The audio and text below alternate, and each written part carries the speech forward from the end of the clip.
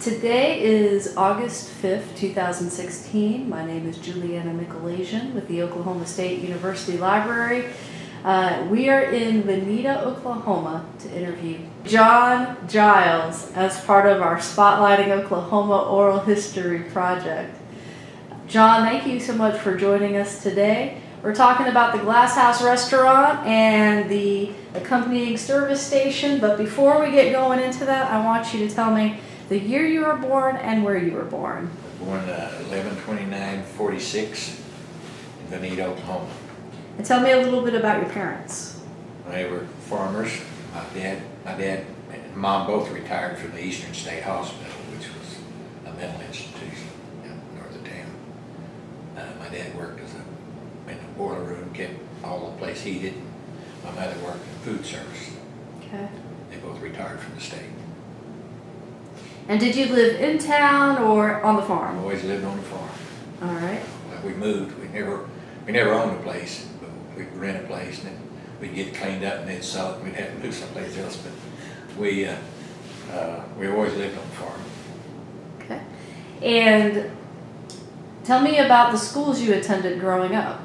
Vinita schools. Mm-hmm. I went to Riverside first, and then Ewing Hostel, which is now the junior high, and then I graduated from Ewing Hostel. Mm-hmm. I was in the old 3-story high school building in junior high. Forgot about that. And what year did you graduate high school? 65. Okay.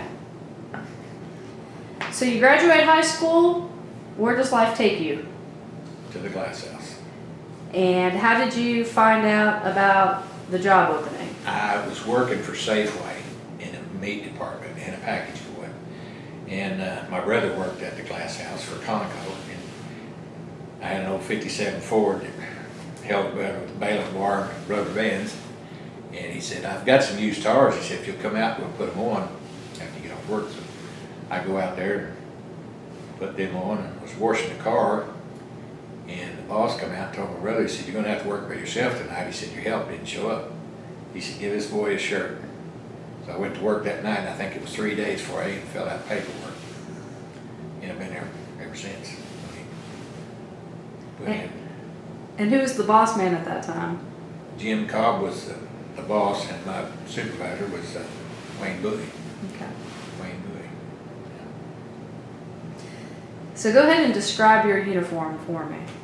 Oh, we had green pants, and I think kind of a faded green shirt. I had Conoco on it. I went to work for Conoco, and about all there was to tell about the shirt was had to wear a hat and had to wear a bow tie. Mm-hmm. They always put a bow tie on us, and then they got to where they was wearing the long ties, and sometimes you bend over a hood and check under the hood and you might get it caught, so they took made quit wearing the long ones and just the little clip-on bow ties. Okay. Well, when you first started working there, a car pulls in, we're talking full service, what do you do? Yeah, you run out there and greet them and ask them for, they want premium or regular. Back then it was premium, regular. And you get that started in there, and then you'd ask them if you could check under the hood. And they'd either say yes or no, and then wash the windows. You had to wash all the windows. And at times they would come up with different deals. They'd say, well, you need to start asking if you can check a spare tire in the trunk, because a lot of people don't even know they got a spare tire. So that was part of it. And we was on commission. We had to sell, like we'd look at their fan belts, make sure it was, might be a little rusty or whatever, and you'd say, you need a new fan belt. Well, you might get a fan belt out of it, and then you pull the air filter off and show them how dirty it was, and you might sell them the air filter. And but we worked with commission. We got a percentage of every month. Sometimes it run $300 or $400 a month. Wow. Pretty good check. When you first started out, what were they paying you per hour? Ooh, I'm gonna say about, I don't remember. I know when I worked in town, I made $2.60 an hour. I thought I was getting rich, but I think it's probably minimum wage. I'm sure probably 4.5. I I really don't remember. Mm-hmm. But I had money all the time, so it must have been a lot. Mm-hmm. Well, kind of describe for me what was going on outside. So, what it looked like in your area. So, how the service station looked from the pumps to. Well, we had four pumps. We had 4 pumps, and it had a doghouse, what they call a doghouse, and we kept money in there with just kept a key on your. You go in there and open the key, and you make your change, go back. And then we had a register. We never had a register the whole time. It was always just to throw the money in the box and run. We had one inside. It was the same key, and it's according to how close you was to one or the other. And you was running all the time. You got there 7 o'clock in the morning, and you run all day when it was full service. That's how busy it was. Pouring down rain, more people stopped in than they ever did, and we had a lot of businessmen that would come in and pull up and they'd say, "Give me 5 gallon." They get just enough to get that rental car back to Tulsa. And you stand there in the pouring rain, and you was thinking, you could at least fill it up or whatever. But you go to work and just as soon as you walked in the door, you just had to go to work because there was just cars lined up everywhere. And especially in the summertime, you run for 8 hours and you eat on the run. To this day, I eat fast because of, I'd go by and grab a sandwich, take a bite of it, and go back out, wait on 2 or 3 cars, and come back and get another bite. And we had a lot of fun, though. We had a lot of fun. We done full service. We mount batteries, fan belts, tires, change oil. And when you was on commission, you tried selling that stuff. Well, they got to where they say, whoever you was working with, he'd sell oil change, and then you might sell one at the same time. You was trying to rush around. Sometimes we'd be out on the driveway trying to change oil there at the back of the building while the other guys got one on the rack changing oil. It was competitive. That was your life. You had to get those sales, and you kept track of everything. Everything was pencil stuff. We didn't have no register, nothing. I don't know how they ever kept track of what they're doing, but everybody was honest. And you'd say air filter, you'd write down one air filter, this and whatever it cost. Kept a record of it in your pocket until the end of the shift. Then you wrote all that stuff down. And I don't know, it was the best time I ever had. Really? Yeah, I enjoyed every bit of it. We had a lot of fun. We played water pranks. My brother, which was 12 years older than I was, and his friend, Henry Collins, worked out there. And then you might be working on a car, washing windows. We had these bug sponges. It's about probably 3 by 4 or something like that. And we dip it in that water and you wash the windshield with it. Well, you might be up there washing the windshield and then come up and take one of the wet sponges and stick it right in your butt. Yeah. And then you'd have to back up away from that car and explain to people why you're soaking wet, It's kind of embarrassing, but we still had water fights. We'd have water fights. A lot of days you left there soaking wet because we had a water fight right at the end of your shift and everybody was pouring buckets of water. We had to rinse out all the bug sponges and stuff. They'd get you. If you wasn't thinking, they'd get you. You might go get in your car and you might not be able to start it. Because sometime during the day they went and pulled the spark plugs off or unhooked the battery. You never knew what you was. You got to where you watched pretty close because they were some pranksters. Yeah. I don't know. It was something all the time, and we had intercoms from the office to the station and from station to station, which I could get on the intercom and call the other side and say, "Do you have so-and-so tire or battery?" They'd call back. And then when it was kind of slack, somebody on the other side would get on the intercom and they'd say something like, "Hurry, hurry, step right up, see John the dog face boy. He walks and talks, and you're out waiting on the driveway and they're going through this comment. People looking around trying to see what's going on." And they had, back then it wasn't, a lot of cars didn't come out with air conditioners for them. So they'd pull in and we had this desert water bags about it. And they'd say, "Do you think we need that water bag to go across the desert?" You'd say, "Well, I don't know whether you need it or not, but it'd be handy to have that extra water if you, so we'd sell them a water bag, fill it up with water and hang it on the front of the car. And they would go that way, and then when they come back, a lot of time we'd find them in the trash on the inside because they throw them away when they come back through. And they didn't have air conditioners, so they sold a humidifier. It was a deal that you mounted in the floorboard right between the seats and the dash. Yeah. You mounted in there, plugged in a cigarette lighter, and you filled it up with water, and it would blow a little cool air on. I think it's about $50 or $60 a piece for those. We'd sell quite a few of those. And then have you ever seen the one that hung on the window? Mm-mm. You used to have a barrel-looking thing with a hole in the end of it to draw air in. You'd roll your window up, you'd hang that on the window, fill it full of water, and take off. And if you wasn't careful when you slammed that door, you'd soak them. Because you get so much water, and then you shut the door, and you just all that water would spill out. We sold a lot of those. Like I said, you know, it was commission. You had to push that stuff. That's what we had to push. How much gas did y'all sell? Oh, I wasn't into the gas, the actual deal on that so much. We probably sold 6,000 to 7,000 gallons a day between gas and diesel. I know. Well, I did when I first went out there. I didn't do any paperwork. I just went to work. As soon as I left there, I forgot about the place. But after I went to the service, 1965. Well, went to work out there in '65, and I was going to go to college, and I didn't like school to start with. My mom was making me go to college, so I went up to Miami and was signed up for college, and he said, well, you need to take these classes during the day and these classes during the night. And I said, well, there's no way I can do that and work, which I didn't really want to go to start with.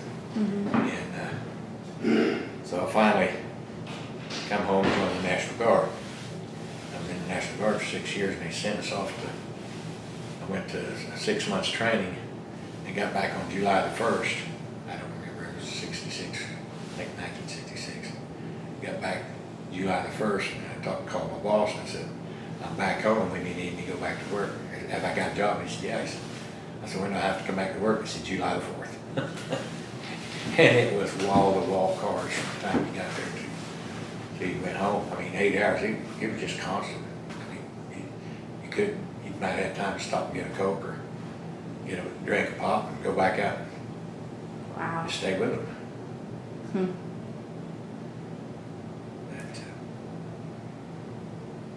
Well, when you started, did you undergo any type of training program or? Oh, right at first I did. You know, I'd worked in a service station when I was 16 in Vinita, horse cars, waiting on people, so I knew pretty much they had rules you had to follow, but basically I knew what to do, and I just went to work. I knew how to fill out credit cards and stuff like that. They had safety, you know, you had to have safety shoes, and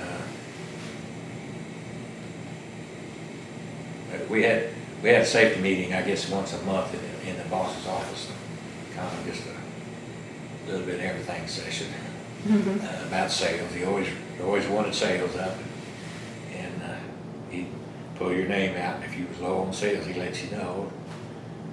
And he was a heck of a nice guy, I tell you. He was one of the best. But and we had a service truck where we had to run service calls from Vinita so far down toward Claremore, Vinita to Miami. And you had to go to safety meetings on driving a truck and how to turn around on the turnpike, because there's only certain places you can turn around, and you had to pull off to the side of the road, wait for the traffic to clear, which you might be there 10 minutes, wait for the traffic to clear, and then you had to shoot across the road, pull off on that side, wait for the traffic to clear, and then run your deal up the road. A lot of times, you know, it's just gas or flat tires. Later on, I stayed there long enough. I was a shift manager for a long time. We was in charge of my shift for 8 hours. And then when Conoco, they built the building, and they had a 25-year contract. So when they're 25 years or so, they just said, we're done. They left, and Phillips 66 took over. Well, Conoco was there today. I had a Conoco shirt on. The next morning I put on a Phillips shirt and went right back to work. They hired us, a week before, back to work, and I was a shift manager, which I was in charge of whoever was working. I took care of the paperwork and made sure everything was done. I mean, back then we mowed the yard, we washed the driveways, we washed the windows, dug around the tree. We kept the trees and stuff all pruned. I mean, it wasn't just waiting on cars. Mm-hmm. You had to do a little everything. I hated to wash windows. A glass house is glass house. The old service station was all glass too, around the windows and stuff. And you had to clean them. I think I washed them every week. I think that was my first thing when I went to work, especially if I worked with my brother, because he was a clean freak. Go in there and wash them windows. We just washed them last week. Go wash the windows, inside down. So you look at 2 or 3 hours washing all those windows. And the lobby was, from the station to the building, was a lobby back there with all windows. You had to wash them too. Of course, we was in charge of a restroom. We had a restroom. We had to keep them clean all the time. Every hour or so, you go check the restroom. I said, I've got a commission to make too, bud. Go check the restroom first. When it was full service, it was a lot of fun. I mean, we had a lot of camaraderie between the guys. Everybody had fun and cut up. We was always doing something. There was always some little bucket of water over the restroom door. The guys really got a kick out of that. They put a bucket of water up there, and when you walked in the restroom, it just flipped and just soaked you. Just drowned you. But it was all good fun. Wasn't nothing ever mean ever done. Did you notice a lot of changes between the transition from Conoco to Phillips? Well, right off the start, it was basically the same thing. We worked on commission. We had to sell. We had to do the same stuff. We was in the same building. The only thing different was the uniform. Different bosses. Everybody with Conoco had quit. I think there was about 6 of us that stayed on and worked for Phillips for a while. But we had safety meetings. We had to go drivers training meetings because we still had the service calls. And then I can't remember when they did it, but we had to run service calls. Tulsa, Joplin. Wow. And I'd go out there 3 o'clock in the morning. They'd say, you got 2 black guys up the road here, need some gas. So go up there, and you always had to take change with you because sure as you didn't, they'd give you a $100 bill. So you'd put $100 in change in your pocket, then you'd go 20 miles up the road, put gas in the car, and hope they paid, hope they didn't, didn't matter who it was. 3 o'clock in the morning, you was kind of leery of getting out with $100 in your pocket. Didn't know where you was coming back. But everybody was, we never had any problem. We always, everything just always, it's little things, but I had when you're 18, 19 years old, you're waiting on customers, the pretty women's the one you went for. Well, I'll tell you this, it was a black woman come in here, and she was sharp, and she knew it. And I seen her go in the store, and she come back out, and I told her, I'm gonna wait on her. I said, I'll wait on her. So I run out there and wait on her. I was waiting on her, and the guys was standing over watching me, and I was grinning and laughing because they knew what I was doing. And so I went in, got her change out of the building, come back, and she pulled right up to the door, and I was still grinning and laughing because they was cutting up with me while I was in there. And come back out to the curb, and she pulled up there. Just as I walked the car, she stuck a 45 right in my face. She said, I'll blow your head off. She said, you laughing at me? And I said, no. I said, we just cutting up back there in that deal. That gun barrel looked like it was 2 inches around. And I think she meant it. Of course, that was back when the Kansas City riots, it was rioting every place. She was pretty touchy, but I said, ma'am, I'm laughing at these guys. These guys are cutting up with me back here. She stuck it right in my face. I think she was pretty serious. I think so, if someone sticks a gun in your face. Well, I tell you what, it really took a grin off my face in a hurry. We've had, one time I'll tell you this story, there was motorcycles sitting out in the parking lot.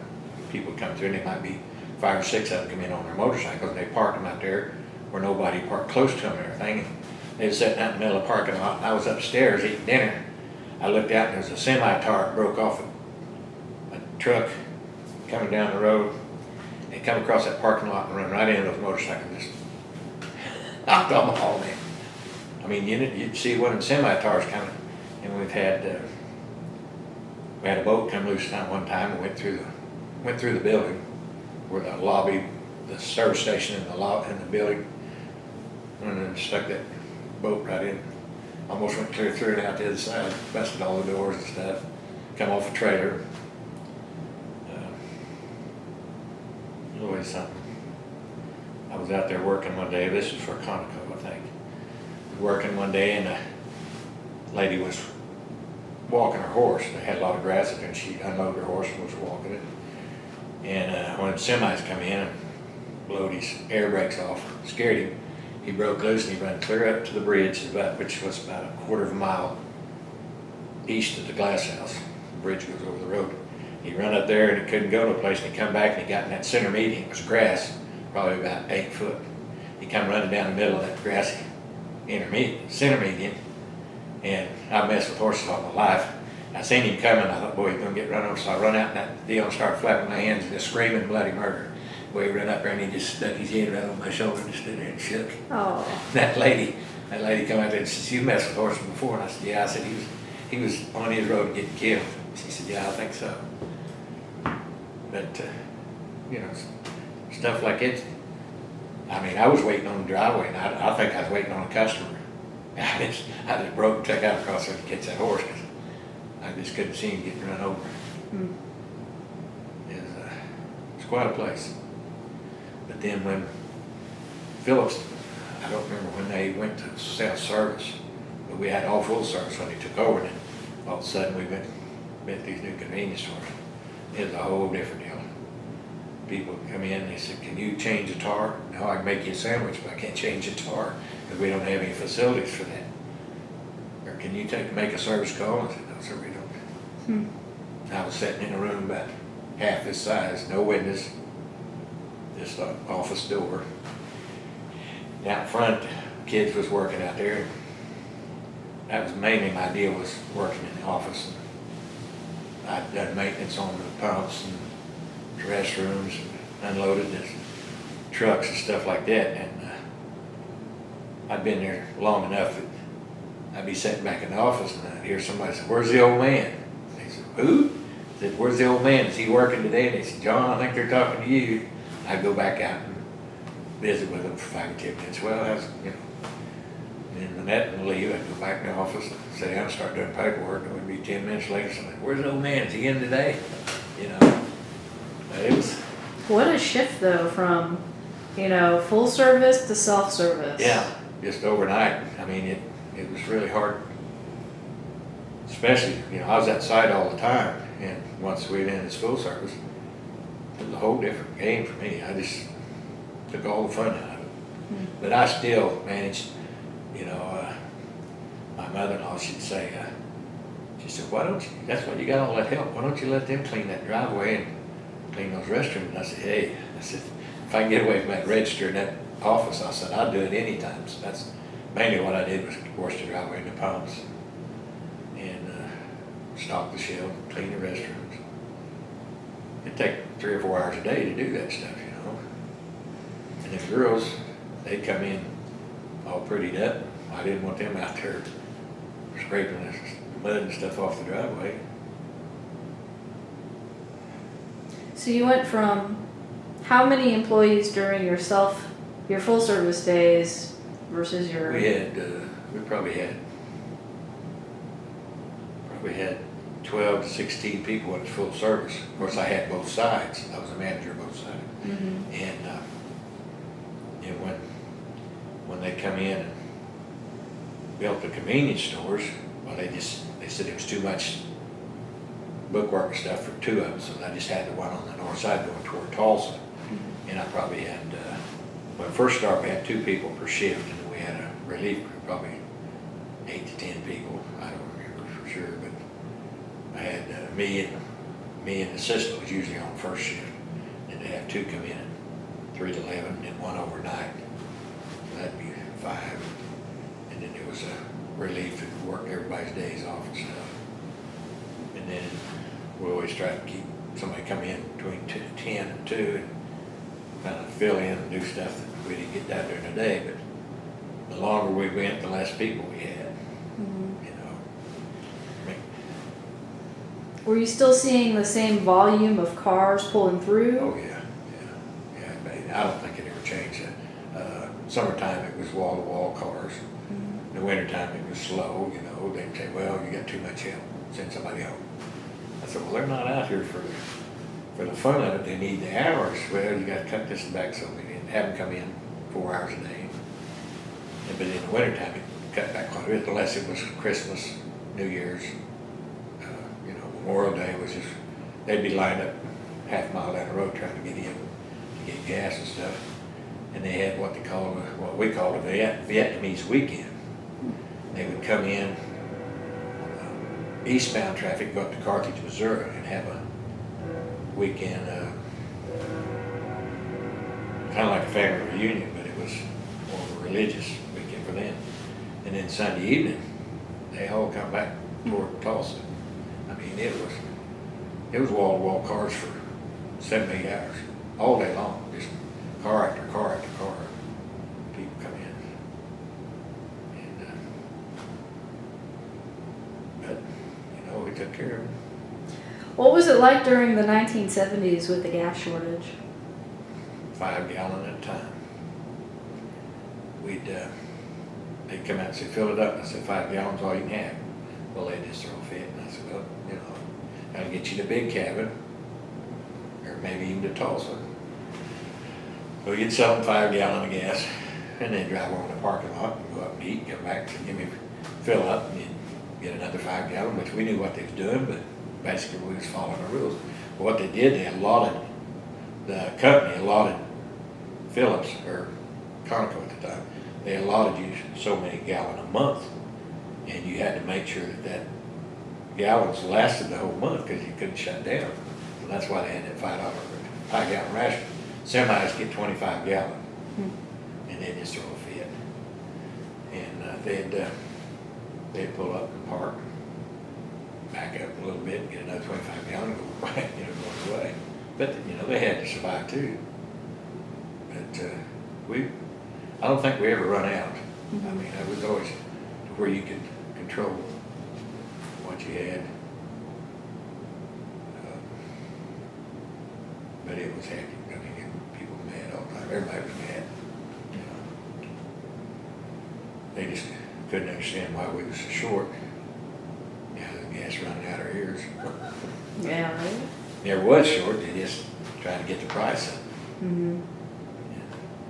And you talk about that price, and people would come here when it got about, I think before I left out, it was about $1.75 or somewhere there. Guy come in, he said, "Boy, these gas prices are terrible." He said, $1.75 for gas? And he'd have 4 bottles of water sitting up there at $1.29 a bottle. That's the way you just give over $5 for that gallon of water. Well, I didn't think of that. He said, "I don't need that." And I said, "No, but you're still buying it." And I said, "Then you're grabbing about $1.75 for gas?" Mm-hmm. You know, we missed the boat when we didn't start selling water. I could be a rich man today, but, you know, who would ever thought we'd be selling water? Mm-hmm. But that always quieted them down. If you told them about the water, they would buy, or pop, you know, it's all basically water. Sure. They'd buy 32-ounce cup and get $1.50 for that. And I would never say a word about it. That gas just killed their soul to have to get $1. Well, how would weather impact your work, especially the winter? Well, a lot of people would get on the turnpike because they figured it was clear. And we done basically probably more on a good snow weekend. We'd probably done more business than we would not have had if it wasn't bad, you know, because they knew the turnpike roads would be clear and they'd pull in and they'd stop and get gas, warm up, or whatever they had to do. But in the wintertime, I mean, just a normal winter day was slow. I mean, just your commuters going back and forth to work and the semis. There wasn't no, just people that had to go was out there in the wintertime basically. Christmas was hectic. I mean, the parking lot was full all the time. From, you know, they'd have a 3-day weekend and it would be just jam-packed with cars. And the service station, same way, we were busy all the time. But you could tell when Monday morning came, there wouldn't be nothing to do except clean up, you know, catch up. You ever get snowed in? What's that? You ever get snowed in? Oh, no. I had a 4-wheeler I pick up. I never could get snowed in. Now, when I was younger, I always got snowed in at home and I couldn't make it to work. We'd call in. I'd call in and I said, man, I can't get out. And then we'd rabbit hunt all day, drive the roads and rabbit hunt, you know. And the boss, I think he knew what was going on. You sure you can't make it? No, I can't make it today. But, Well, you've probably seen a little bit of everything working at that service station. yeah. What are some things that come to mind, some things out of the ordinary that you've seen? I was sitting there thinking, there's a guy come in there one day and he said, I need some help. I said, okay, what do we do? He said, I know you won't believe it. He said, there's a rat in my car. I said, a what? He said, there's a rat in my car. And I said, a rat? He said, yeah. He said, my mother-in-law passed away back east. And he said, I went up there and I got her car. They gave me a car.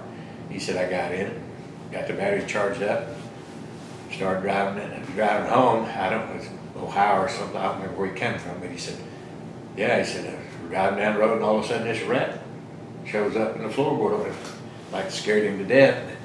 I said, you're really sure? He said, yeah, there's one in there. So we opened all the doors, and I think we took an air hose and kind of, sure enough, here come this rat, bailed out, took out across the parking lot. He said, I've been riding that thing for the last 500 miles or so. I said, well, I've seen it. And every once in a while, you get somebody come in there and say, I think there's a snake under the hood of my car. And I said, what do you mean, a snake? He said, yeah. He said, we seen it earlier, David. He said, I don't know if it's still in there or not. We'd open the hood up, he'd be laying back in there on the, someplace where it was warm, you know. But we had a semi-bee truck spilled all the bees out there one day. Oh, no. The truck drivers were coming early morning and they just park till there wasn't no room, and this guy was coming in and he was trying to get by this truck, and you know they stacked them things about, I don't know, 6 or 8 high on the boxes, and he was trying to get by this truck, so he pulled up on the curb, and when he did, he tipped that truck over enough and he caught that other truck and yanked a whole bunch of those boxes off. Honeybees. And there was honeybees everywhere. People was coming in, ladies come in to be in their hair, and they finally carried him up into the building upstairs. He was in the building, and so I had to get some guys. I called some guys out of Vinita to come out there, and they spent all day picking them boxes up and putting them back together. And I guess the queen bees was still there, and they just stack them on that truck and they'd come back and get them. They hauled them, used to haul them from the east back out not Western Oklahoma, but Arizona, and pollinate alfalfa and stuff. And then when they, wintertime, they'd haul them back, or vice versa. I don't remember just what it was, but they'd haul them back east, haul them out there and pollinate stuff, and then they'd haul them back. But yeah, that was an all-day deal. I mean, it was, and the floors were sticky, you know, where they'd walk through that stuff, stepped on them bees and stuff, and the bees had honey all over them. Floors were sticky. You walk through and you could hear your feet popping on the floor. We had this one guy that worked with. His name was Speedy. His name was Oliver Woolman. His name was Speedy. He was a full-blood Indian, and the boss hired him. He got paid for 8 hours, but he'd dress up like an Indian and walk around, and people would take pictures with him and stuff. He done that for, I think, one summer. He said, that's it, I'm more than that. But then they used to have a sign up down the road that said, "Do not drive into smoke." Well, it was in case of grass fires, you know, it'd be so bad that it wouldn't you stop. I said, so you'd stop before you get to when people come in and said, the sign down there said, "Do not drive into smoke." What is that? I said, well, when the Indians get upset up here, hey, you don't want to stop. You don't want to get out. Oh, we'd tell them all kinds of stuff. Well, the Indians on the warpath, we'll kind of laugh it off. And people would, some of them would believe, you know, there's really Indians out. Well, yeah, that guy over there working on that car is an Indian. And something else. They, I don't know.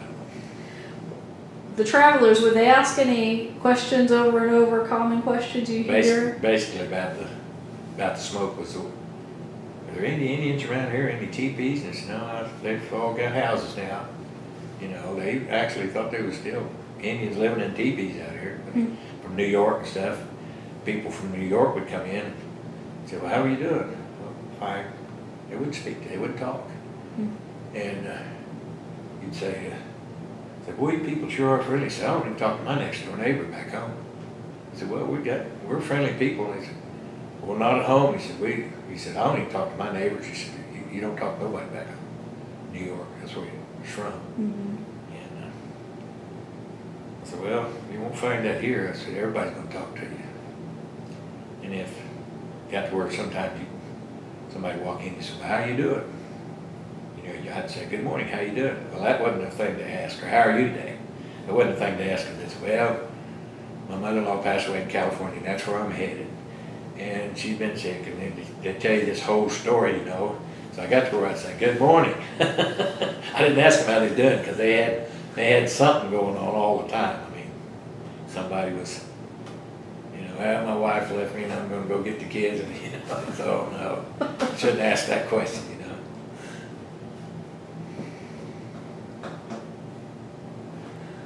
Well, did you see any interesting vehicles come on through? Yeah. The Batmobile come through 2 or 3. We've seen it 2 or 3 times over the years.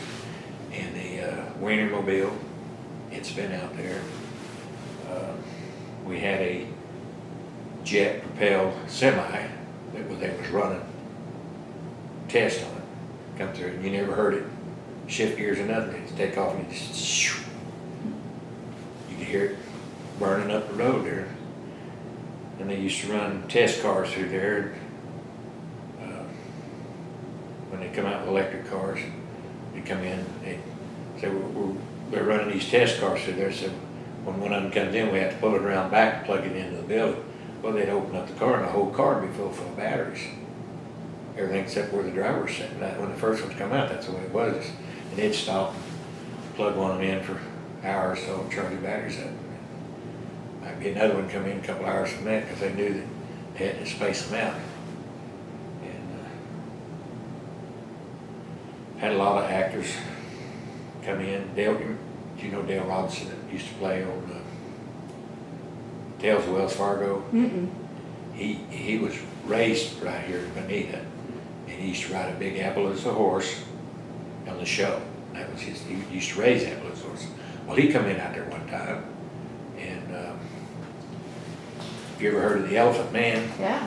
Well, he was out there walking his dog one day. He was on the south side, coming from Tulsa, and you could see him out there. I mean, his face was, you know, real big. And I don't think he ever come inside. He had a little dog, and he was out in the parking lot walking. And another guy, I don't know what his name was, but he played a lot of bad guy parts. Kind of hunched back, little short guy. And he was out. We seen him out in the parking lot walking his dog, which they didn't want to talk to him. Most of them didn't want to talk to him. And one of my girls one day, the guy come in and paid the bill, and she said, "Anybody ever tell you look like Freddie Fender?" And he says, "Yeah, my mama does." And he'd been at Branson, and he stopped in there to get gas. And you remember Jingles, Wild Bill Hickok and Jingles? Well, Jingles stopped in there one day. He was a big man. I don't know what his real name was, but he had on a leather coat. It probably took a whole cow to make this coat with the fringes and stuff. He'd stopped in, I told him they got gas, we were going up in Missouri. I think he had a place up in Missouri. And, I don't know. Did you see much of the law come on through? What's Stop? Any police, highway patrol, Well, it was, FBI? yeah, highway patrol come through quite a bit. Of course, they stopped and we give them free coffee. Mm-hmm. That way they'd come in, they'd stop in there so often, and you knew that. Of course, out there, you know, you was on your own out there. I mean, I only had one time I ever seen a gun, and that was when that little girl pointed that gun in my face. The rest of the time, if they ever had a gun, they was wanting to sell it. You know, I mean, they'd come in, want to sell guns. I had, I'll tell you this story. These kids come in there one time. They was wanting to sell a watch to get gas going. And I said, well, I said, how much you need for a watch? He said, I just need a tank of fuel. Back then, $8 would fill a car. And I said, well, I'll just give you $8 and I'll fill his car. I went out to fill it up, and they had, the fenders was eat up with rust. It come from back east. And they had a screwdriver on this fender and one on this fender. And I said, what? And they had a wire. And I said, what's that fender? What's them screwdrivers on that fender for? He said, oh, he said, when the tires start leaning, he said, we crank that up, pull the A-frame back up straight. And I said, how long you been driving like that? He said, since, I don't know, back east someplace. Only thing holding up was a piece of baling wire on each side. If that break, the tires.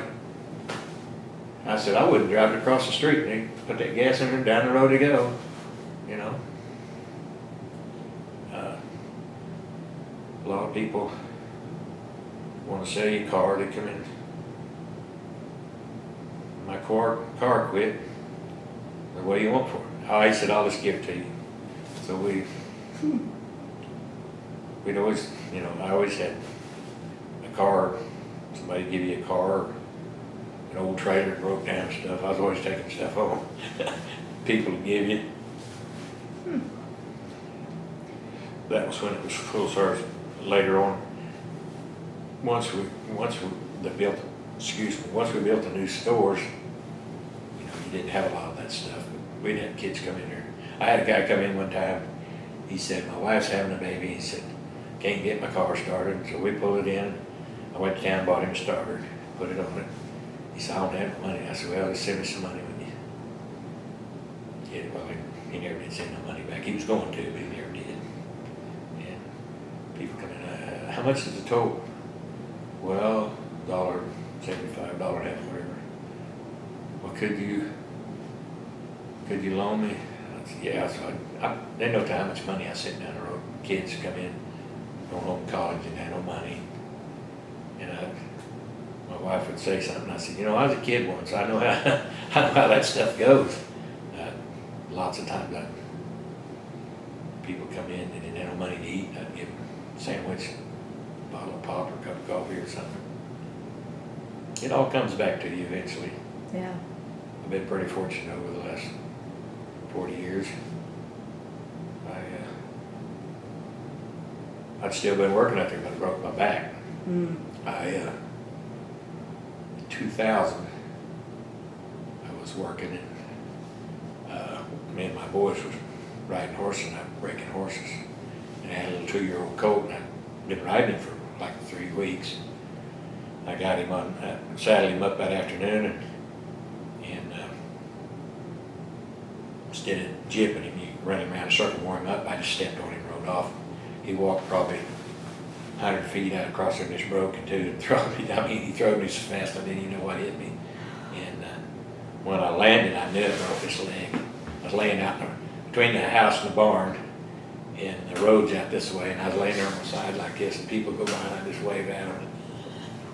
And my son, I'd call my daughter to come get me. She said, what do you need? And I said, well, I broke my leg. She said, how did you know you broke a leg? And I said, trust me, it's broke. So I was waiting. I was laying out there in the yard. I couldn't move, and I just laying out there, and people go by, and I'd wave at them. And I told my son, I said, I bet they think I'm drunk. And I the yard waving at people. So my neighbor come by, and he seen me. He stopped. He said, what's going on? I said, well, unfortunately, I broke my leg. He said, well, how do you know? And I said, when I did, my pocket would go in and out like that. I broke it completely. It knew at the knee, and completely knew at the hip. He put a screw, a plate a rod from here down to here and put screws in there and put them back together. And I was off about 6 months, went back to work, and everything was getting so hectic, and I was 6 months behind. And I just dropped down from being a manager to working nights, just to bide my time till I could retire. That was 2002. I was saddling a horse, and I told my son, I said, he was going up to neighbors to paint, and I said, go ahead and start. I want to saddle this horse, I'll let him stand tied for a while.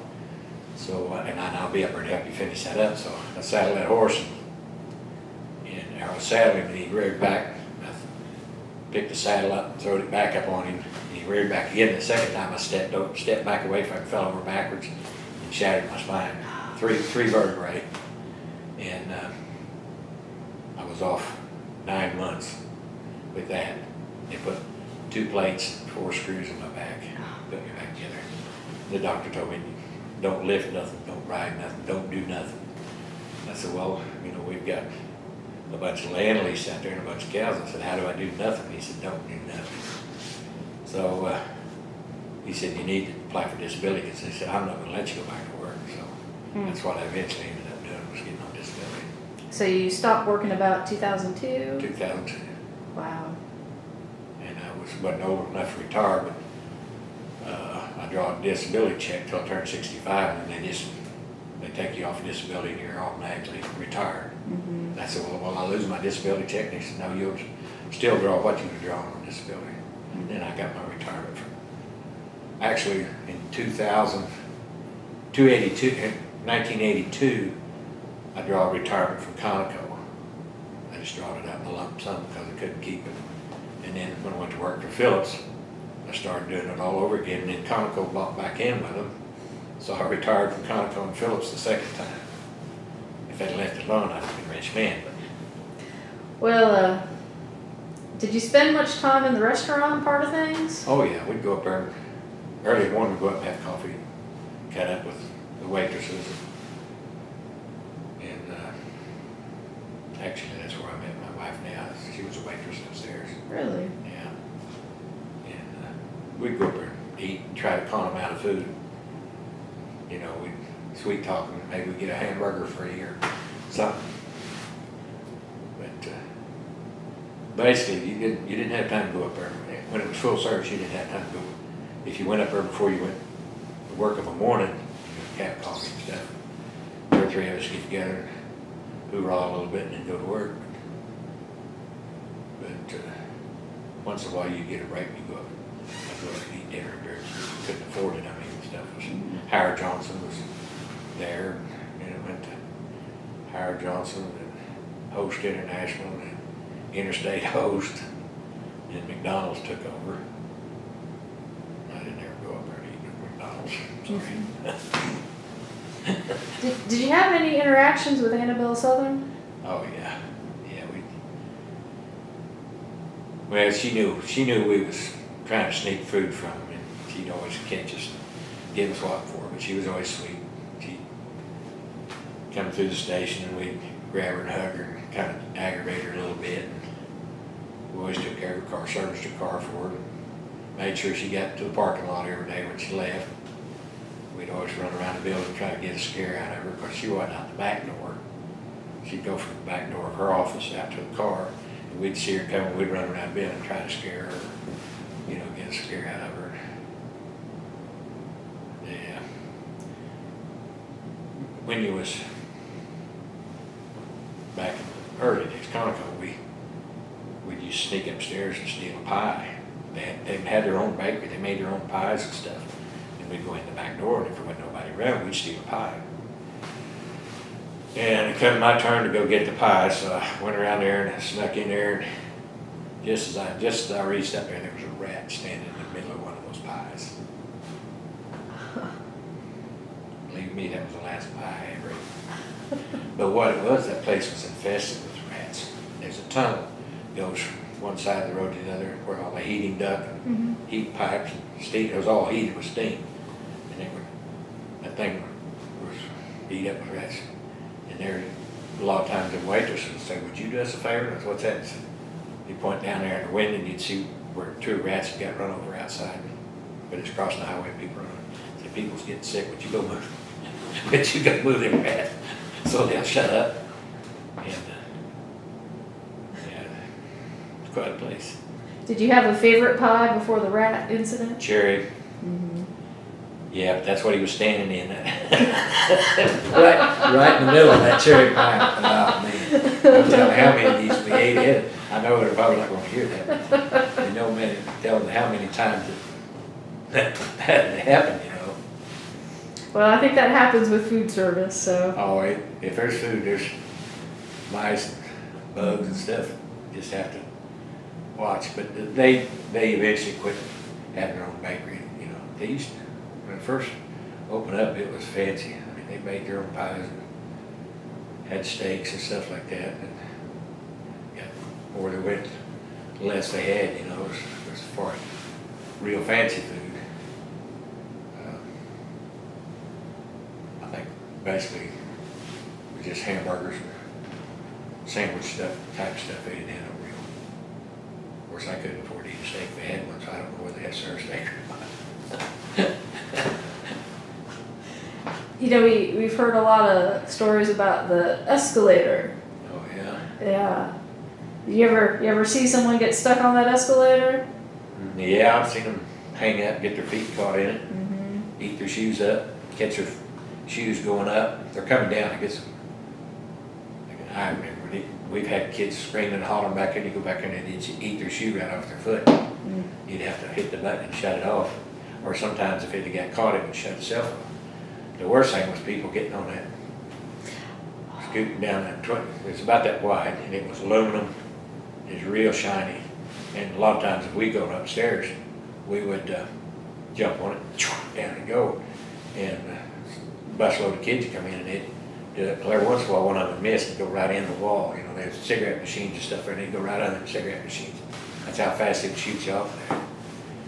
And they come in and they put little metal blocks about that long, about that big a square. I mean square with sharp edges on the top. They'd mount them up and down and keep people from sliding up and down. I mean, kids got to where they jumped them.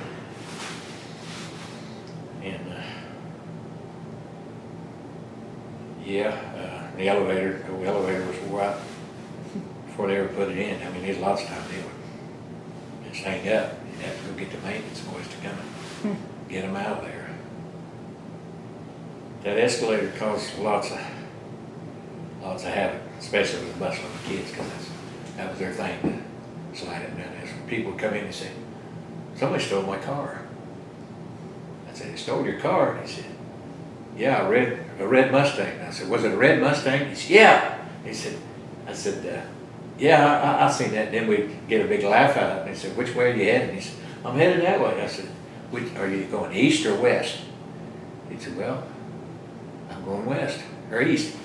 I said, well, your car's on the other side of the road. No, I parked it right there. I said, no, it's across the road. They would go upstairs in that building. It's just exactly on both ends. Yeah. They'd get up there and they'd just come down the other side and they'd swerve in there and their car was sitting right there in that parking lot. And we'd get a big laugh out of them. A lot of times we'd have to say, come and go with me. We'd take them around the back of the building and I said, is that your red Mustang across the road?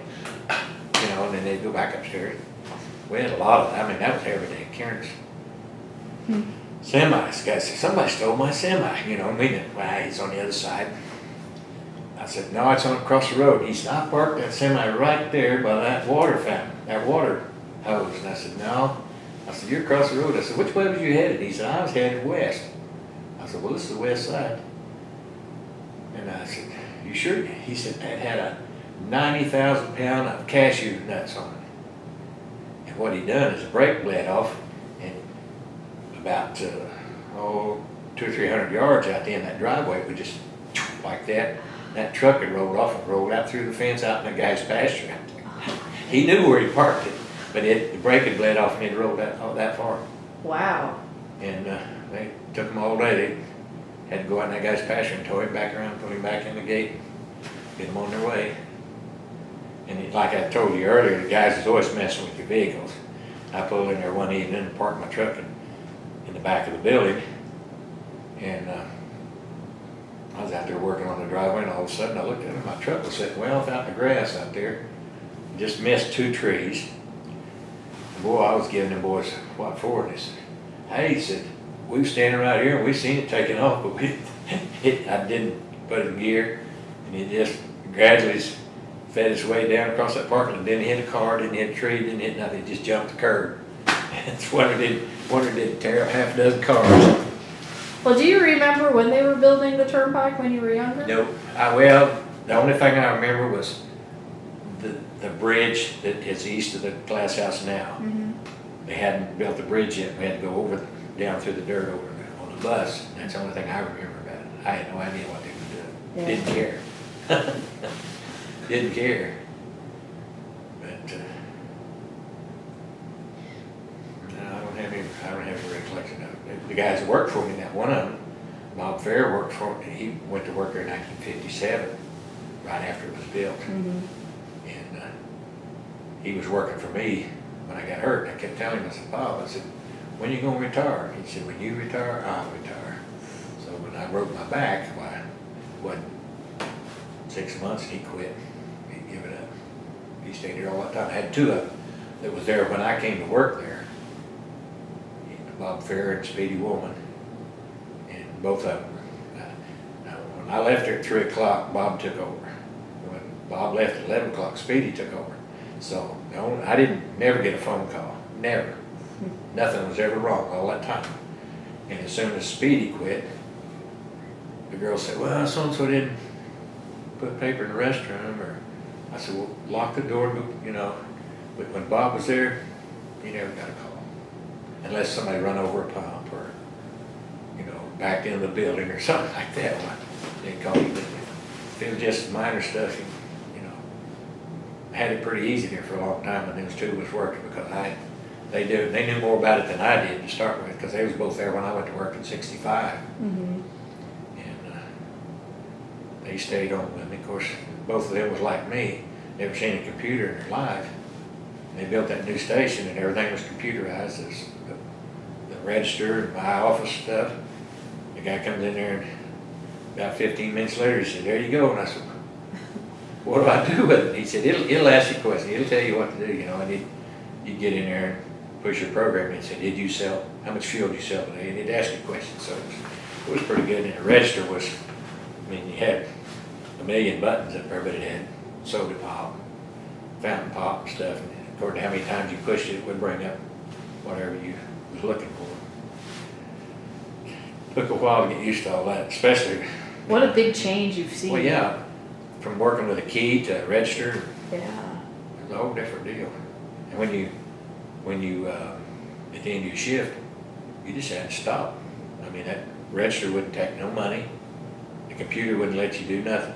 Wouldn't turn the pumps on. You couldn't do nothing until that thing checked itself out. It took probably 7 or 8 minutes, but I mean, there was people standing out there, you know, what's going on? Can you turn the pump on? They'd come in. I said, well, when this thing gets through, we'll turn it back on. But, Hmm. no. But yeah, go ahead. No. Looking back on your time, are there any managers or employees that really stick out that you're just really fond of? I didn't like any of them. No, I'm serious. I liked them all. Wayne Bowie was he was the assistant manager under Jim Cobb, and they were both great. I mean, I never had a crossword with him. His name was Wayne Bowie. That's what he called himself. His name was John Wayne Bowie. And I didn't realize that for years. But when my son was born, that's what his name is, John Wayne. And he said, yeah, that's my name too. It can't be all bad then. And Jim, he tried to be a rough guy, but we went through 3 of his kids out there. His daughter, both of his sons worked out there. Maybe all 3 of his sons, I can't remember. He had 3 sons and a daughter. They pretty much all worked summers out there. We cut up with them, just like it wasn't their boss's sons. You know, we had more fun with them because we knew what we could get away with. And we had to mow the grass, and they bought these nice mowers. I mean, these nice riding lawnmowers back 35 years ago.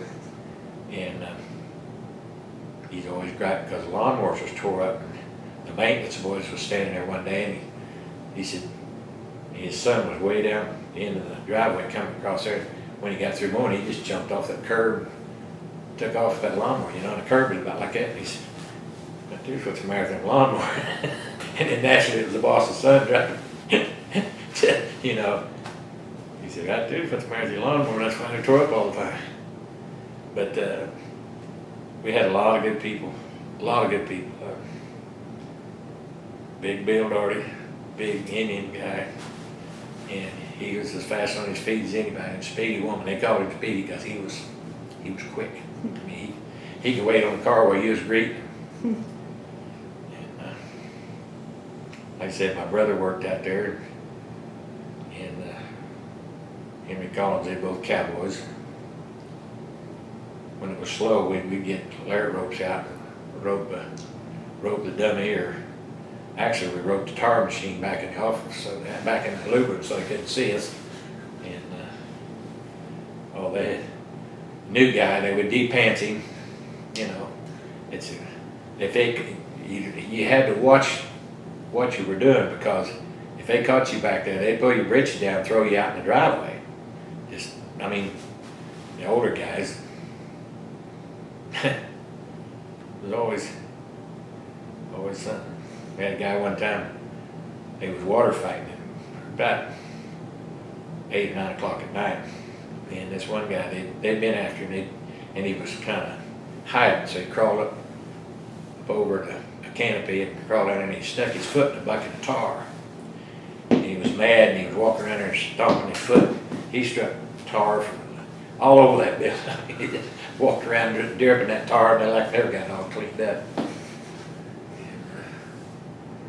I guess it was Conoco. I probably shouldn't tell this, but my wife was working upstairs, and I'd been to the rodeo, and we're riding the grand entry of a night. And when the rodeo's over, I went out to see her. I had my horse with me. This guy said, "What are you going to do with that horse?" And I said, "I'm going to take him upstairs and give him a cup of coffee." So led him through one door, led him through another door. I was trying to get him in the elevator. If I'd gotten in the elevator, I never would have got him out. I kept trying to get him in the elevator, and the guy said, he's scared of you. And I said, no. I said, he disrespected me. He said, he'll get in there in a minute, but he never did. So I finally gave up. My brain finally kicked in gear. I took him back outside, and the next morning, the boss come in there, and he says, what's these horseshoes imprinted in his tile? And I said, I don't have a clue. But I had horseshoes on him. Every place he stepped, he just put an imprint there. I never did tell him I'd have lost my job if I told him. But I mean, you know, it was something going on all the time. I mean, you never knew. We had a guy,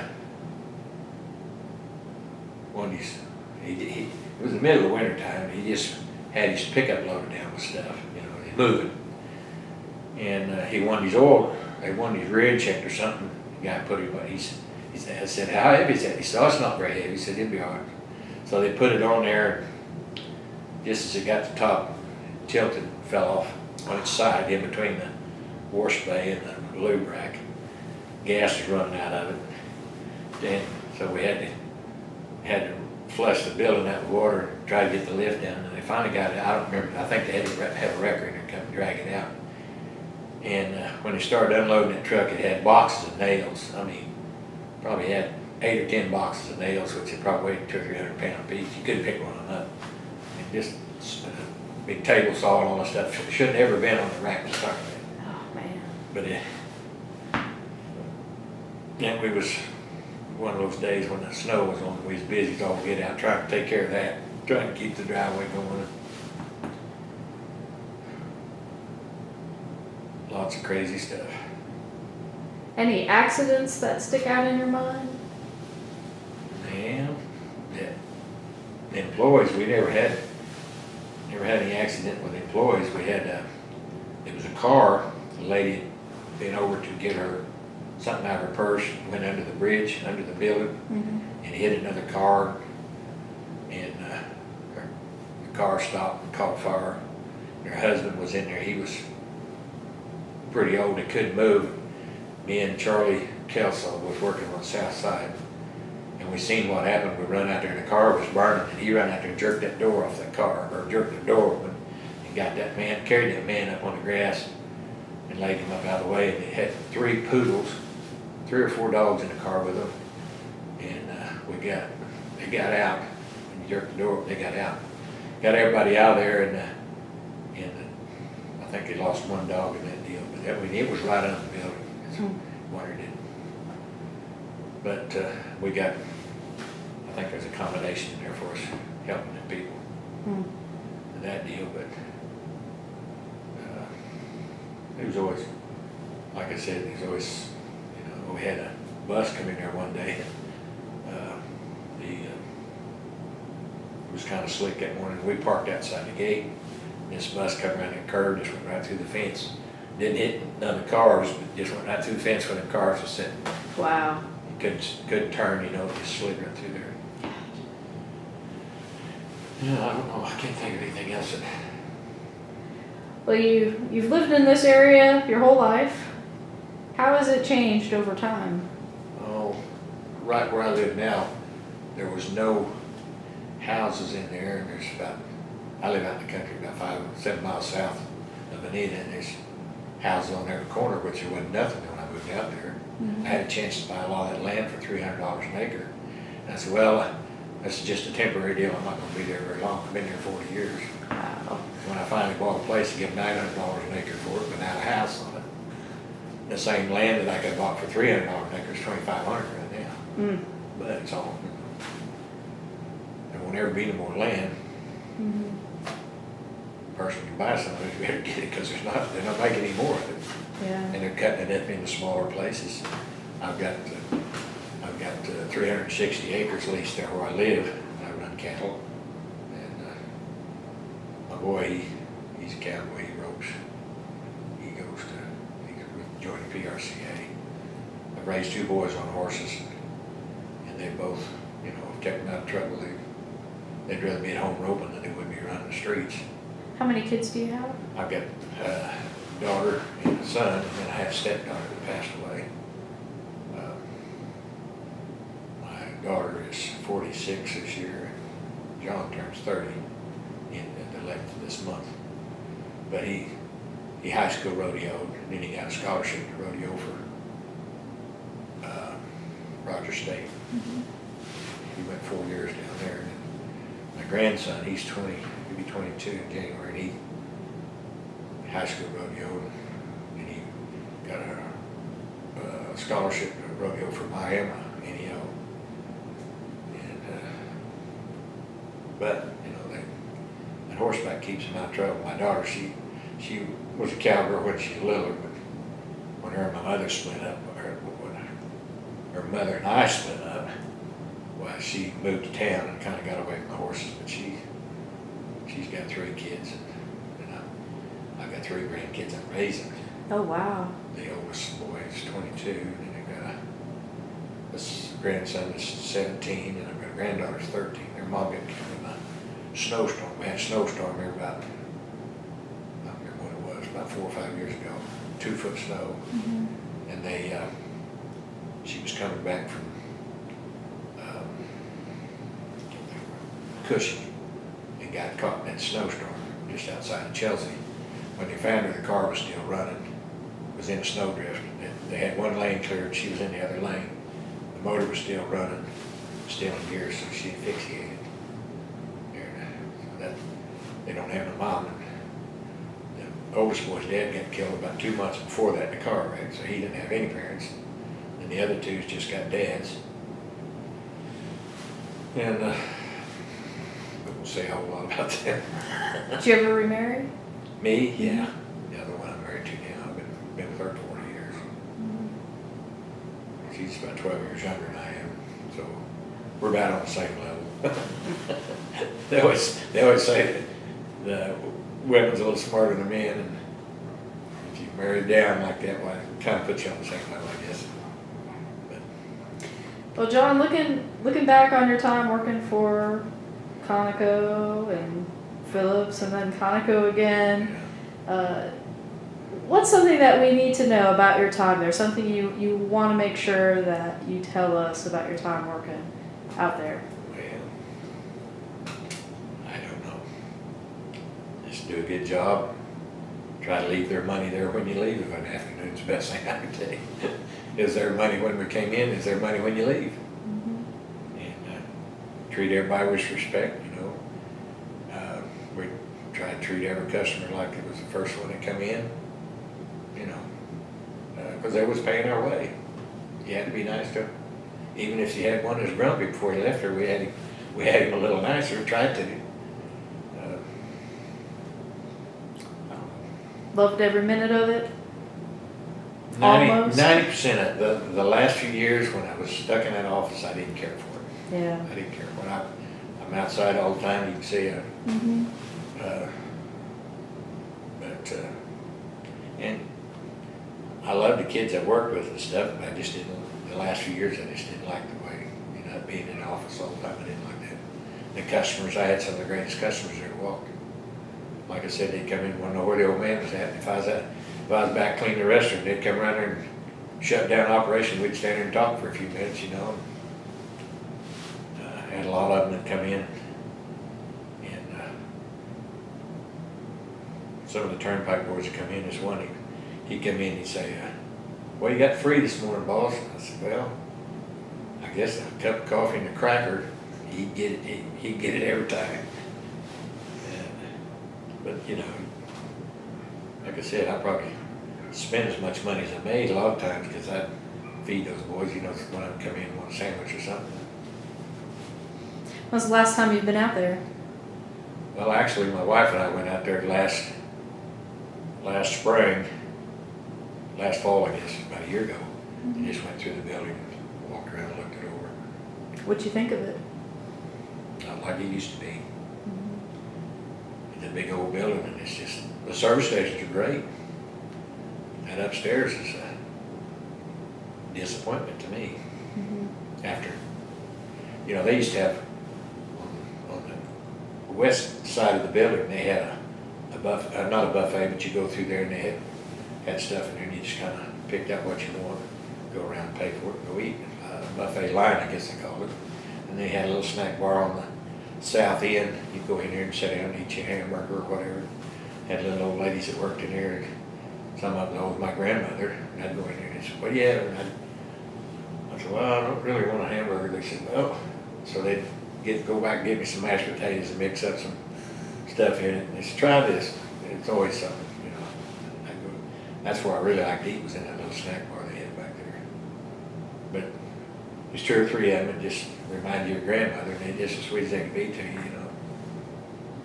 Changed quite a bit. Oh, yeah, I don't miss it. Yeah. I miss the people, I miss the kids and the truck drivers that come in, but the company, I didn't miss it. The company was good. When I first went to work for Phillips, they was really good. I mean, I was up to 4 weeks vacation. So many holidays, they got to where they was taking a holiday away from you. They were starting to take this away from you. I had a 401k with them, and they was starting to get in and stuff like that, taking stuff away, you know, which I always blame McDonald's for a lot of that because they hired people for nothing. Yeah. And Phillips got to seeing that as well, you know. Just put these kids on 4 hours a day. And a lot of kids would walk out there and work from Vinita, which is about 2 miles. And I said, they're not going to walk out here for 4 hours and then turn around and go home and then expect they want them to come back at, you know, at 6 that evening and work till midnight or whatever. I said, no. I said, they're going to work a straight 8 or they're not going to work. Or they'll work 4 hours and go home. He said, you know, so that was my biggest deal. Was I hate to see them kids, you know. And Phillips paid pretty decent. I don't remember what their salaries was, but it was a little over minimum wage.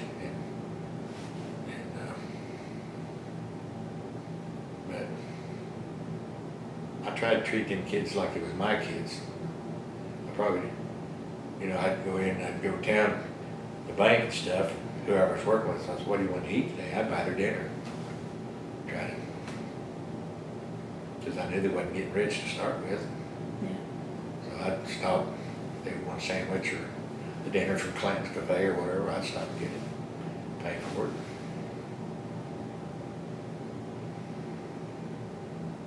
Which, of course, it was all, 90% of them was always younger than me, you know, there's a lot of them just high school kids come out there and work. But y'all wanted, they couldn't work evenings, and they couldn't work weekends. And I'd say, well, you know, I'm the only one that works 7 to 3, and I said, that schedule's not open, and Bob Fair works 3 to 11, and if you wanna work that or nights, that's about it. A lot of them, you lose a lot of help because they want to work 9 to 5. And I said, well, now I'm not going to give up my days and let them go work even so you can have days. And then you get some that really need the job, and they come, you know, can't work for you. Well, you spent many years out there, and you've seen many things. There's no doubt. There's lots of things. Lots of things, that's right. Well, John, I appreciate you taking some time out and sharing a few of your memories with us for this project. It's been nice talking with you. You too.